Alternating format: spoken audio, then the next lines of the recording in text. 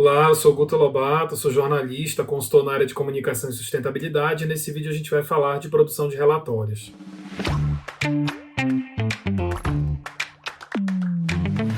O relatório de sustentabilidade ele serve para muitas coisas, né? Ele tem uma função interna, que é uma função muito ligada com o pensamento da organização, como é que as atividades dela são processadas, como é que ela gera resultados, que públicos ela, de alguma forma, atende ou com os quais se relaciona. E no eixo externo, o relatório também é uma peça, é um produto editorial para a organização levar para esse público, e principalmente externo, mas também interno, uma visão dos impactos que ela gera na sociedade e no ambiente. Então, os relatórios eles cumprem essa dupla função. Uma função de comunicação institucional, de posicionar, de apresentar, de detalhar o modelo de um negócio, e também tem uma função muito forte do componente de gestão. Então ele tem uma função também de ajudar as organizações a se entenderem melhor.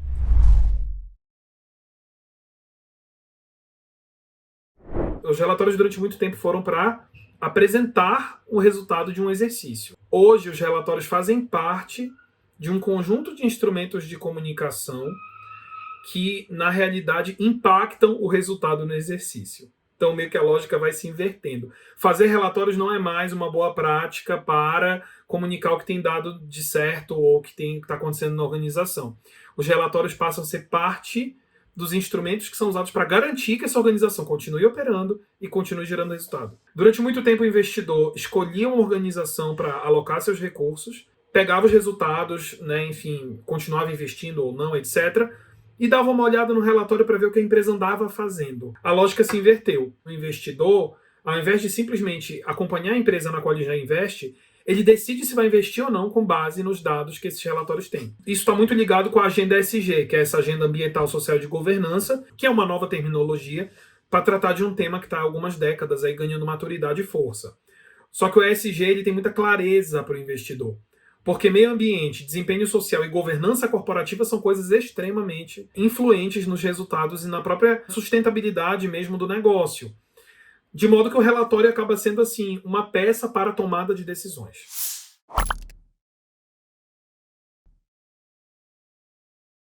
O relatório não costuma ser um produto editorial, digamos assim, tão atrativo quanto, por exemplo, uma revista corporativa. Ele tem uma pegada muito ligada com um linguajar mais técnico, mais operacional da organização.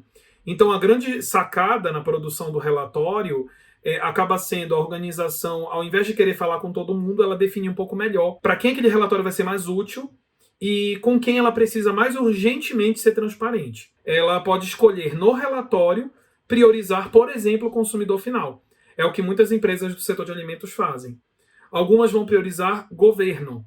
É o que empresas que naturalmente vão trabalhar em licitações, em contratos públicos de infraestrutura, vão tentar fazer. Mas é fato que os relatórios essencialmente são lidos por funcionários, colaboradores, né, público interno, incluindo aí os executivos e alta liderança da organização, por acionistas e investidores de mercado e por uma série de públicos que estão direta ou indiretamente ligados ao negócio. Então, fornecedor, cliente, consumidor final, imprensa, ONGs, governos em diversas esferas.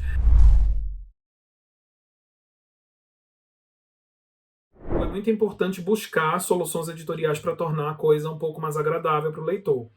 Porque às vezes você está falando de um setor que está presente no cotidiano. Então, por exemplo, para uma construtora, é muito tangível, é muito visível para o público externo o que ela produz.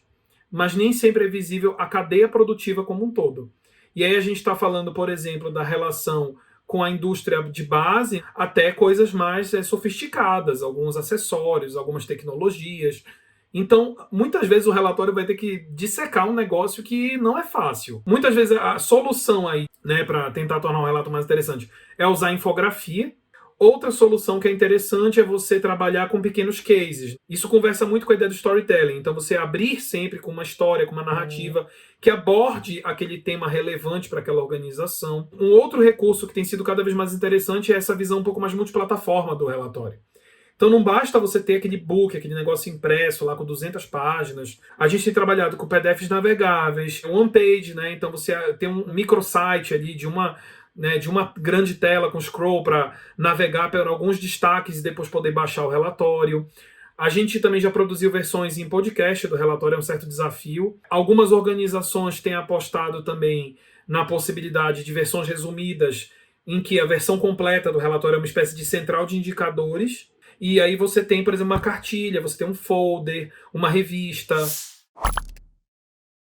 Meu alerta principal para uma organização que ainda não mergulhou nesse universo dos relatórios é que ela passe a perceber que esses relatórios vão cada vez mais influenciar os resultados dela.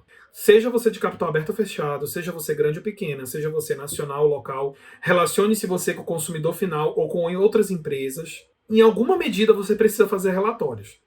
Não adianta ter bolsa forçando, não adianta relate ou explique se essa mentalidade não for incorporada aos poucos no pensamento das organizações. E aí, claro, puxando a sardinha para a área de comunicação, o profissional de comunicação é um cara muito importante porque ele ajuda a plantar essa semente nas organizações. As organizações não deixam de fazer relatórios porque elas são más, e sim porque é uma cultura em implantação. Toda organização hoje, cedo ou tarde, vai ter que produzir um relatório. Então a melhor saída é produzir desde já, e não como resposta a uma crise.